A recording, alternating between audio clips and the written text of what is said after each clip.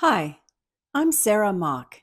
You might remember me from such videos as last week, when we went on a journey together and learned how to make our own wallpaper pattern using a template that we created in Procreate. In this week's video, we're going to go ahead and finish that off. Welcome back. Here's where we left off last week. So this week we're just going to finish up the pattern. I'm going to show you my process of what I do to finish a wallpaper repeatable pattern in Procreate. If you did miss last week, I will put the link to that video right here so you can go back if you want to see how we got to this point in the creation of this wallpaper pattern.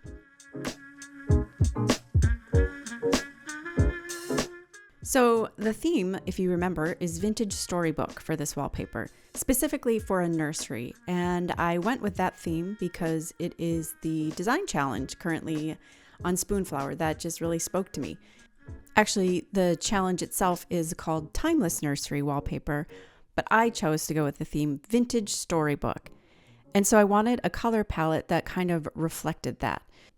So this first color that I'm using is like an antique gold.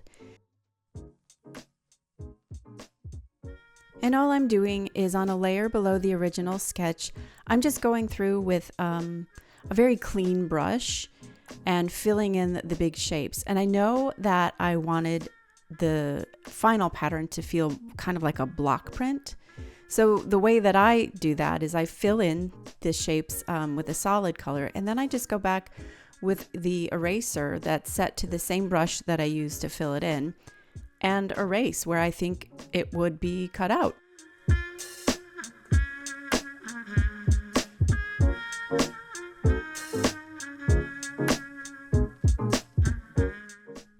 And don't feel like you have to follow your sketch exactly. You can always add little embellishments like I did with that flower. It's fun to play. Never ever forget to play when you're creating art.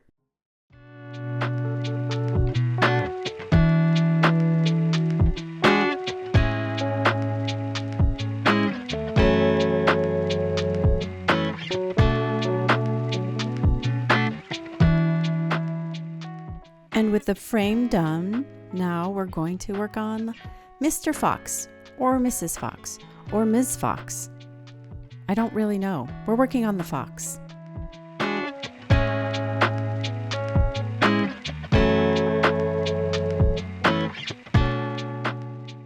The fox and the rabbit are both going to be colored in this soft terracotta orange color to keep a continuity throughout the entire pattern. And as you can see here, I wanted to make sure that the bottom of the fox was on the same line so it didn't look wonky. So I just drew a little guide line using the Procreate trick where you draw a line, you hold the pen, it straightens it out. With your other hand, you touch the screen and it brings it completely horizontal. So you know it's on the right plane and it is totally straight. And then I just lowered the opacity of it and drew on top. I should mention that the line is on a different layer.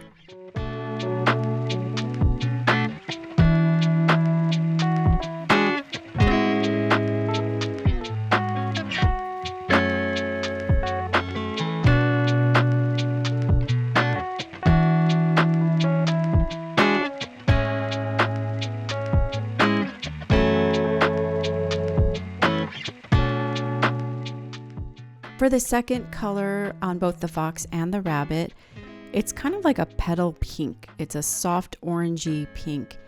And I'm actually doing this the hard way for the fox. I don't know why I chose it to do it this way, but I do learn, and you'll see I do it differently for the rabbit in a much smarter, more efficient way.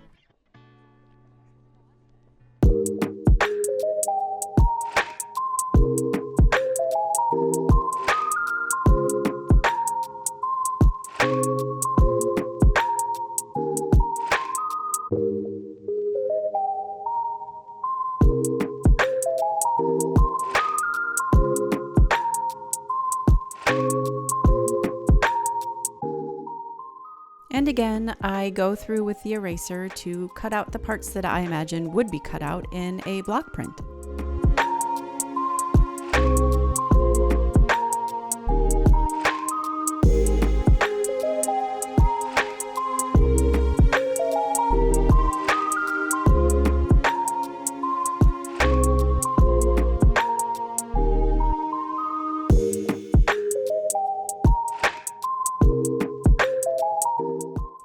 also just want to give a little shout out to my little friend Magenta, right to the left of my iPad by those cute little scissors that were given to me by one of my best friends. She's my little fox. You can't really tell, I don't think, actually looking at it from this angle, but she is a little resin fox that I named Magenta, and I love her. And she has a little star that's reflecting on her head because she's a star.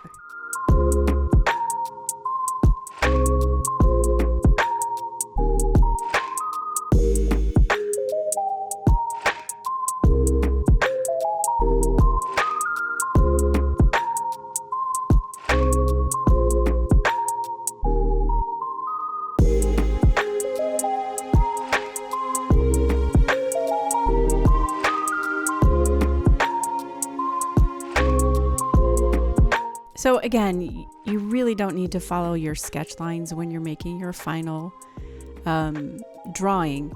As you can see, especially with the fox, for some reason, I just drew random, like here, I did a filler. I don't know what I was thinking that was going to be, so I made it a leaf.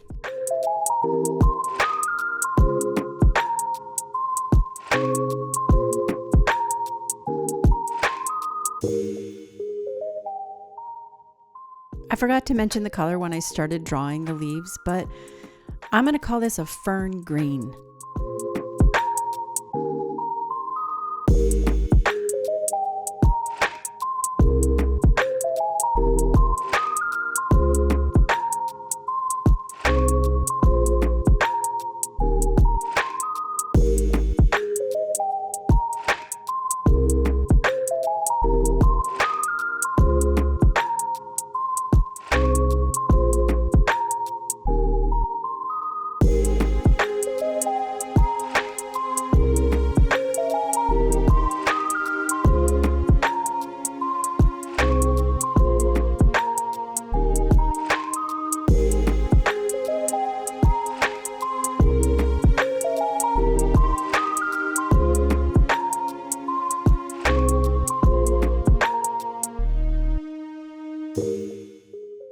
Okay, and we went with a dark teal background. I really wanted a moody, kind of dramatic, antique storybook feel for this wallpaper. I'm just kind of into that vibe. I like the idea of having a rich color on the walls of a nursery. And I did that so that I could do the little berries in this, I don't know what color that is. It's kind of like a pale blue. It's like a pale blue gray. And now we've moved on to the rabbit.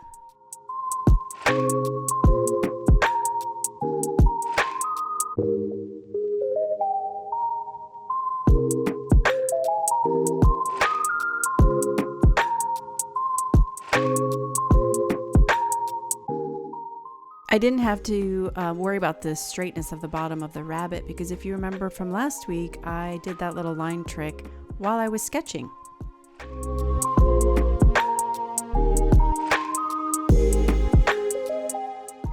And here's where I wisened up and made my life a whole lot easier. Instead of coloring on top and trying to make sure I got to the edge perfectly and didn't go over, I just made the layer above the original color a clipping mask. So I could be as crazy as I wanted to be, and I knew it was never gonna go outside of the original lines that I created.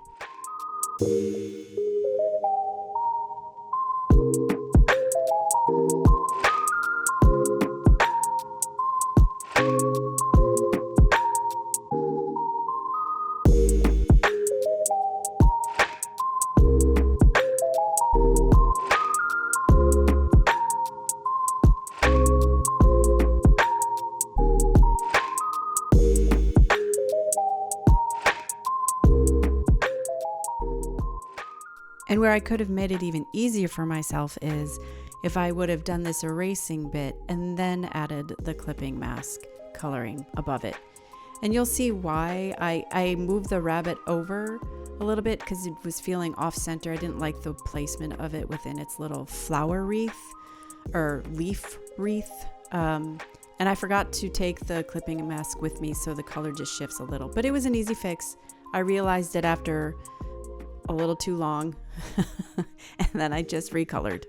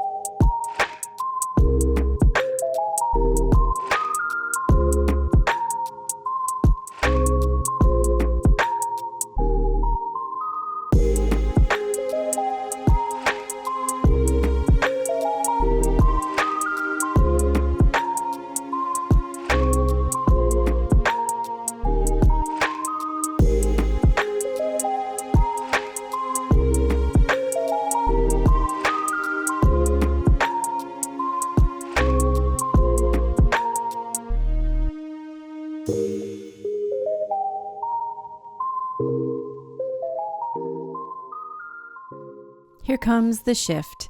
You'll see I didn't grab the clipping mask, so where I colored to stay where I originally colored it. And I don't know how I didn't notice it until way later.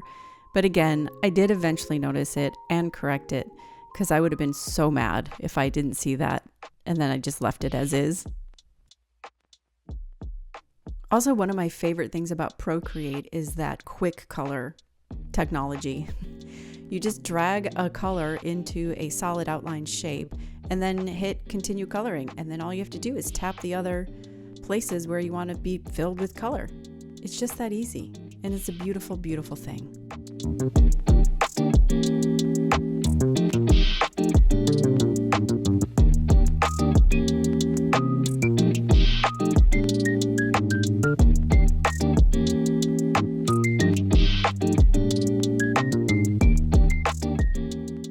Do you see that I still haven't noticed the clipping mask? There it is. I didn't keep the footage in because I think it took me way longer than needed to figure out that I just needed to recolor the clipping mask layer. Kind of embarrassing. But that's okay, because I learned, and now you've learned too without having to actually make the mistake. So you're welcome.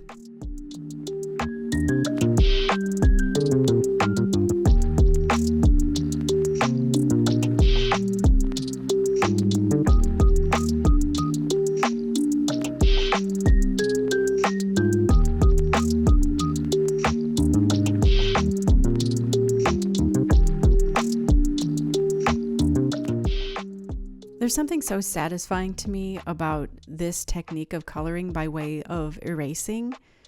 I don't know what it is. If you try this, let me know if you get the same level of satisfaction.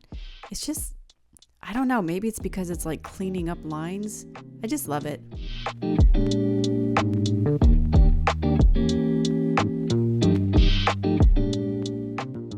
Now that the major motifs are done, I knew I wanted to add some texture back in. I feel like wallpaper should have a texture to it. So I found a brush that I liked and I used the color of the background and just went over all of the colored bits just to add some depth. And if it laid down too heavy, I just went through with, I think it was a sketching brush, and just erased the heavier bits till I got it to a point where I liked it visually.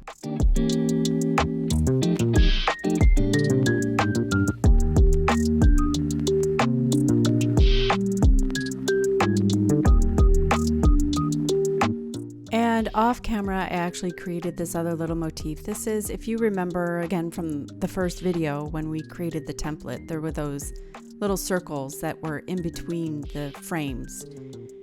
And we didn't have them originally, but I decided when I tested out this pattern that I missed them. So I went ahead and created a little framed acorn because I felt like it went with the vintage storybook theme.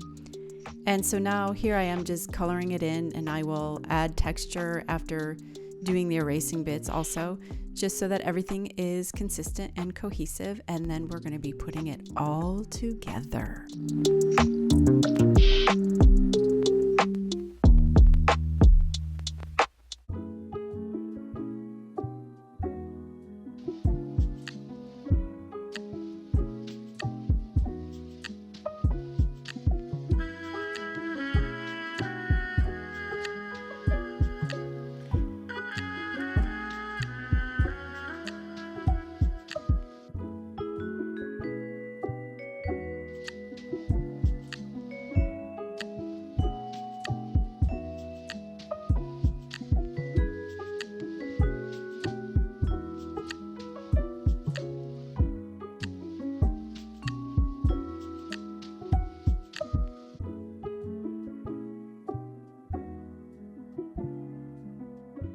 And now it's time for the final reveal. I put the little dots of the same color as the background in the corners so that when I grab the move tool, it grabs the entire frame. And making sure that snapping and magnetizing is on, you can move each layer after you duplicate it so that you have 4 total layers of the fox, for instance. When you move them out, you can see those little yellow lines to snap it in place.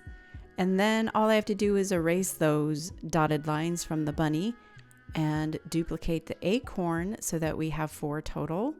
and move that out to the side, and we're going to see if we like what's been created.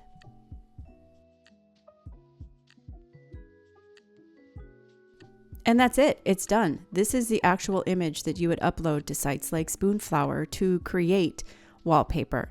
But if you want to test it out, all you need to do is duplicate that so that you have 4 of them, and then you reduce them into the quadrants, making sure snapping and magnetism is on, and you should have a nice repeated pattern. I'm really happy with it. I think it looks great as wallpaper, or even a tablecloth, or even printed on a satiny fabric for a cute pajama set. I'd love to know what you guys think.